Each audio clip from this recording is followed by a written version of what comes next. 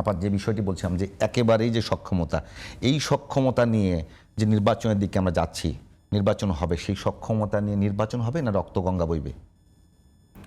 আপনাকে অসংখ্য ধন্যবাদ। আমি শুভেচ্ছা জানাচ্ছি আমার সম্মানিত সহ আলোচক এবং যারা শুনছেন তাদেরকে। দেখুন, আপনি একটা খুব এটা কি বলবো, একটা ক্রিটিক্যাল কোশ্চেন করেছেন। এটা যে একেবারে ওয়ান শট একটা অ্যান্সার দেওয়া যায় বিষয়টা তা না। কারণ হচ্ছে আমরা বাংলাদেশে বর্তমানে যে অন্তর্বর্তীকালীন সরকার আমরা পেয়েছি, ইটস এ ইউনিক গভর্নমেন্ট। এই সরকার কিন্তু কোনো রকম কোনো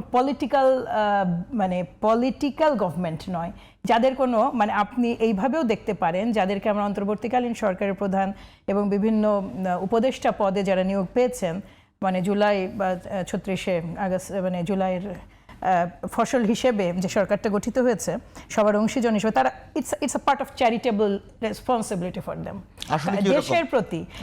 প্রথমে যখন নাকি বিভিন্ন রাজনৈতিক দলের মনোনীত লোকজন এখানে আছে?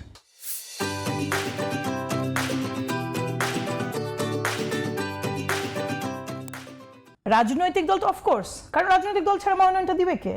ওই সময় এনসিপি, বাংলাদেশ জাতীয়তাবাদী দল, বাংলাদেশ জামাত ইসলামী। আপনার রাজনৈতিক দলগুলো দেখে এইরকম লোক বোঝেন যারা অক্ষম প্রকৃতির,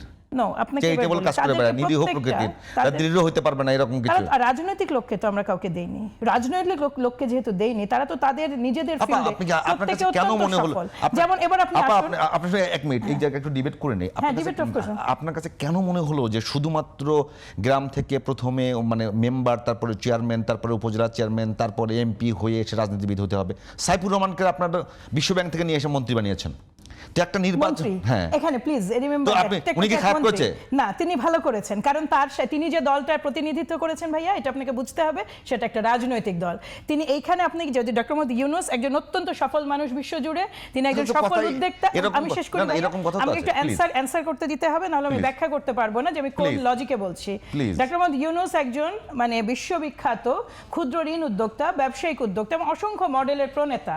তাকে আমরা ওইভাবে দেখেছি অত্যন্ত সফল। আপনি আসুন রিজওয়ানা আপা, আমরা জানি তার মতো পরিবেশবিদ বাংলাদেশে, এত ভোকাল, বিজিএমইউ এর মতো একটা বিশাল ভবনে চোখের সামনে তিনি একক যুদ্ধে পরাজিত করেছিলেন। বহু আপনার ওই নদী খেকো এই ধরনের মানুষ তার হাতে শায়েস্তা হয়েছে, এগুলো আমরা দেখে এসেছি। এই যে মানুষগুলো আপনি সালেহ আহমেদ বলুন, যারাই বলুন, তারা তাদের জায়গায় সফল মানুষই এখানে এসেছেন। কিন্তু মুশকিল যেটা হচ্ছে যে আপনি একটা সরকার যখন পরিচালনা করবেন, সরকার হচ্ছে ডিসিশন মেকার। ইন্টারিম গভর্নমেন্টের যে টুলটা আছে, দে আর দ্য ডিসিশন মেকার।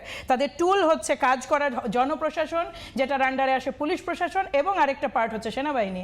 বাংলাদেশে এই সমস্ত আপনার কি বলবো পিলারগুলো, এই গুলোর উপরে যে গ্রিপ যতখানি প্রতিষ্ঠিত হওয়ার কথা ছিল সেটা হয়নি, এবং ন্যায্যভাবেই হয়নি, যৌক্তিকভাবেই হয়নি। শুধুমাত্র পলিটিক্যাল লোকজন না হওয়ার কারণে না, পলিটিক্যাল লোকজনের যেটা হয় তাকে তো আবার আগামী 5 বছর পরে ক্ষমতায় আসতে হবে। এনসিপি এবার ধরুন রাজনীতি করে এবার ভোট পেল, আমি একদম উদাহরণ হিসেবে আপনাকে বলছি।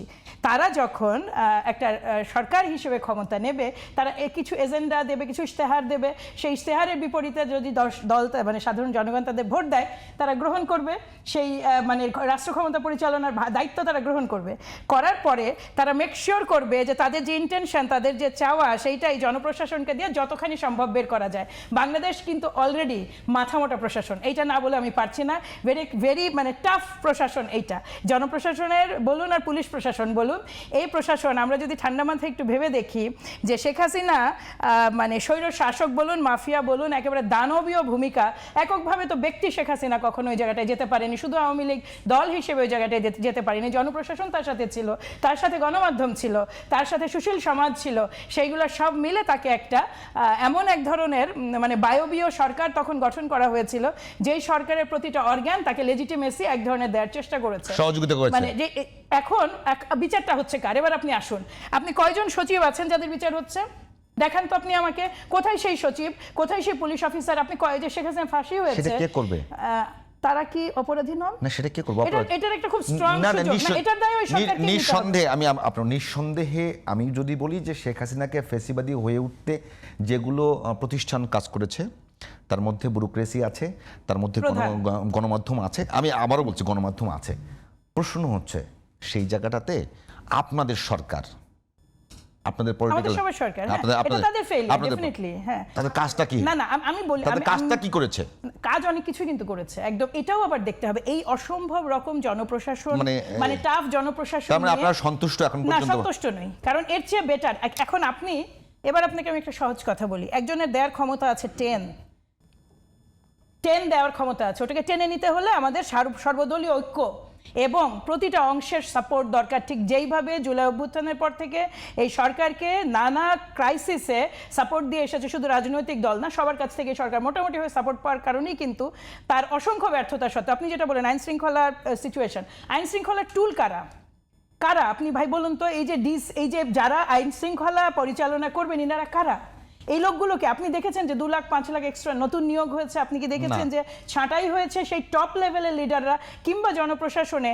আপনি ধরুন একজন পুলিশের এসপি কে, আমরা তো শুনি বিভিন্ন রাজনৈতিক দলের নেতারা বিভিন্ন সময় বিভিন্ন রকম, শুনতে তো সমস্যা নাই, ওটা আমরাও শুনি, তদবির করে বিভিন্ন জায়গায় বিভিন্ন শুনুন ভাই এই কথাটা বলা খুব সহজ। এই জায়গাটায় এই বেস্ট গেমটা আমি সব সময় বলি যে ব্লেম গেম হচ্ছে বেস্ট গেম। আমার সাথে আমি যদি সারাক্ষণ মিতুর পিছনে লেগে থাকি যে মিতু ভাই আপনি তো এই ইনাকে দিলেন, আমি ওনাকে দিলাম, এই তর্কাতর্কির ফাঁকে ছাড়টা কে পায় জানেন?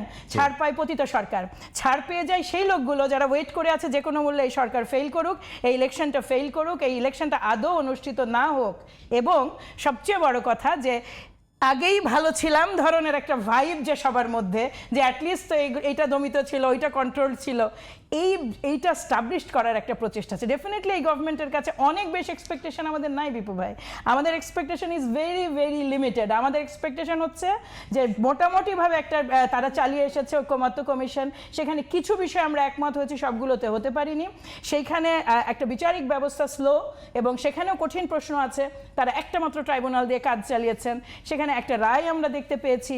হাদির ঘটনাটা, এই ঘটনাটা কিন্তু এই সরকারের মানে ইন্টেলিজেন্স ফেইলিয়ার। এই জন্য আমি বলবো যে আমরা প্রথম থেকেই জানি, আমরা নানা ধরনের হুমকি শুনেছি সব সময় যে নির্বাচন যত ঘনিয়ে আসবে। পরে আসুন, মানে একটা বিষয় বলি কি, হাদির যে খুনি ফয়সাল দাউদ, একটা অস্ত্র মামলা, একটা ডাকাতি মামলা, 2 মামলায় গ্রেফতার, জেলখানায় আছেন।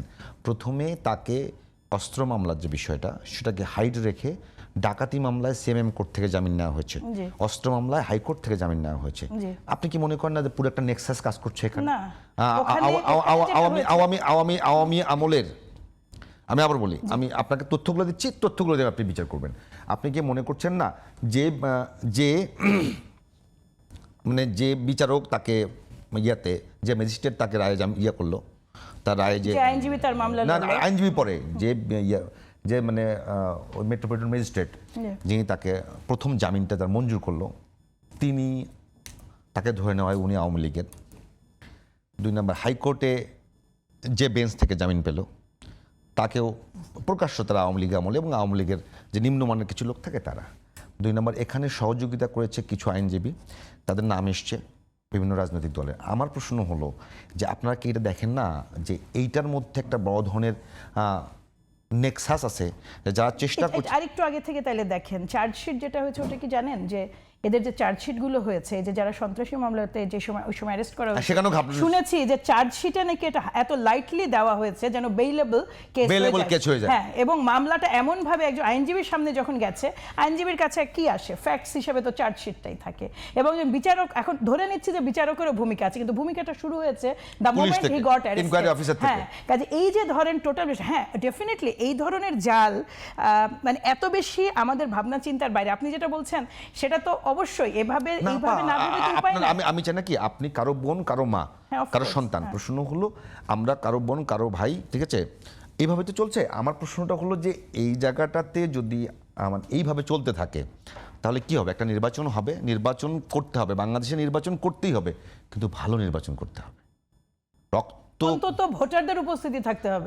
আপনি কি মনে করেন যে এখন যে এটা আমি অনেকক্ষণ বলেছি, আমি একটু আজকে যেমন ধরুন আজকে যে ঘটনাটা ঘটছে আমি জানি না, বাট আমি একটু আগে একটা নিউজ দেখলাম, আমি জানি না এসেছে কিনা আপনার কাছে, এটা বোধহয় কোনো পার্সোনাল ইয়েতে হয়েছে, এটা হতে পারে পার্সোনাল, কিন্তু না আমি শেষ করি এইটাকে।